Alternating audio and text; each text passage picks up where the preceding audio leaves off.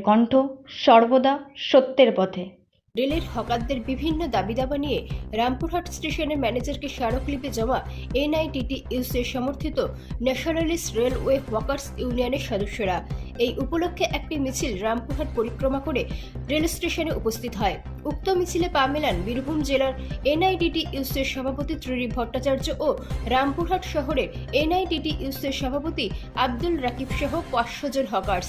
কিছুক্ষণ অবস্থার বিক্ষোভ করেন, তারপর তাদের সংগঠনের পক্ষ থেকে ডেপুটেশন জমা দেওয়া হয়। স্টেশন ম্যানেজার তাদের দাবিগুলো গুরুত্ব দিয়ে শোনেন এবং প্রয়োজনীয় ব্যবস্থা গ্রহণের আশ্বাস দেন।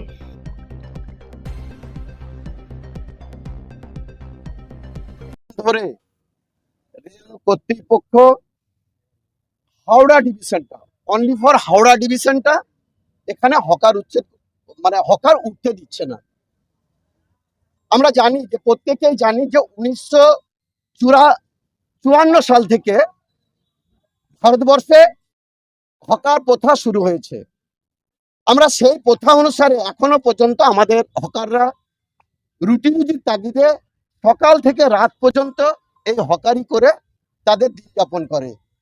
আমরা দেখছি কেন্দ্র সরকারের একটা অবৈধ প্রচেষ্টা, অনৈতিক প্রচেষ্টা, যে প্রচেষ্টায় ওই হকারটাকেও বেসরকারিকরণ করতে চাইছে।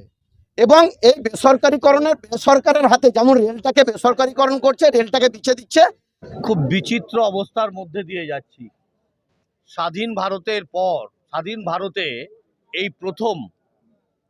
এই প্রথম যে কেন্দ্রের সরকার, তারা রেলের উপরে যারা হকারি করে যে গরিব মানুষরা এতদিন ধরে তাদের সংসার রুটি রোজগার চালাচ্ছিলেন, আজকে এই নরেন্দ্র মোদীর আমলে অমৃত ভারত স্টেশন তৈরি করতে গিয়ে সেই গরিব হকারদের রুটি রোজগার শেষ হয়ে গেছে। এক বিচিত্র পরিস্থিতি সারা ভারতবর্ষে। এবং নরেন্দ্র মোদী এর কারণটা হচ্ছে গরিব হকারদের পেটে লাথি মেরে, যাতে করে তারা কোনো খুচরো জিনিস ট্রেনে বিক্রি করতে না পারে। বীরভূমের রামপুরহাট থেকে ক্যামেরায় সায়ন ভান্ডারীর সঙ্গে সৌগত মণ্ডলের রিপোর্ট, বীরভূমের কণ্ঠ।